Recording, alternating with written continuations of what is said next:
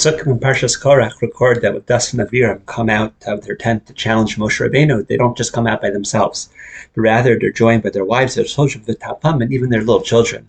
Rashi there comments that it's not just that their wives and children and little babies were part of the challenge to Moshe Rabbeinu, but they also suffered the punishment of Das and Avira and Korach ve'Daso.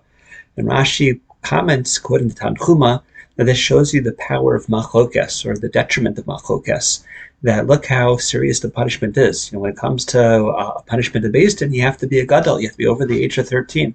When it comes to a punishment that's normally based in Shamala, that takes place from HaKadosh Baruch Hu directly, so you have to be over the age of 20. When it comes here to a punishment that's because of machloket, it impacts even the little kids, even the babies, even the language of the Rashi here, the Tanchum here, Yom Keshadayim, those who are still nursing, the littlest of infants were swept up in the punishment of Korach and Dasan and Aviram.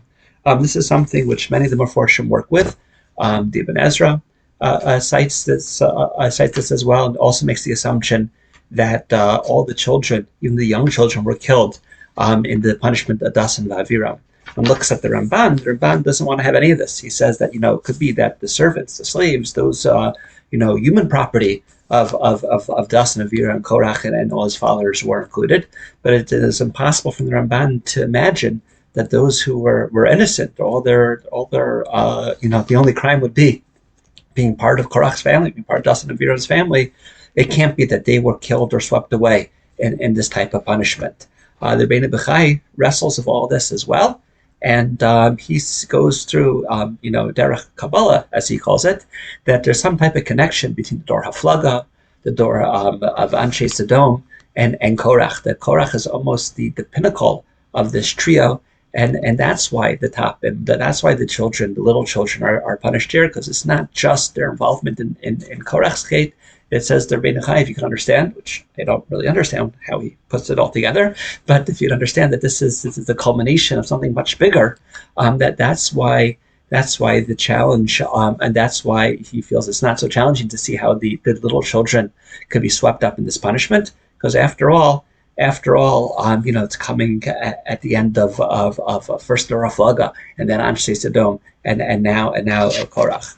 So I don't really know how to make sense to Rebbe Bechai, but just thinking about this Tanchuma that Rashi quotes, I think it behooves us to consider the fact that obviously whenever you're dealing or trying to justify the punishment of those who are still nursing and those who are infants, it's difficult to do so, and one's not in a position to really fully grapple with it and understand it. But perhaps you can understand where the Tanchuma is coming from, that when it comes to something as machloket, something as dangerous as machloket, it's not just when one person is having the machloket that just impacts them, but it impacts everybody in the family as well.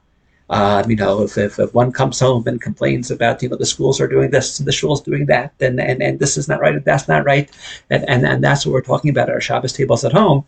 So that machloket is not just my machloket, but it becomes my family's machloket and impacts my children as well. My ability for my kids to steer clear of that machloket becomes very much difficult.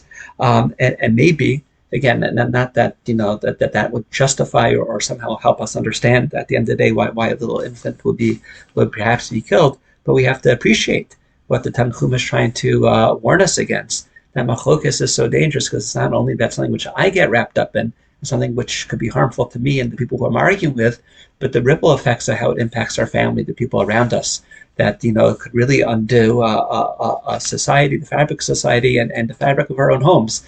And that's why it's something which we want to steer clear from, and something which we want to avoid at all costs.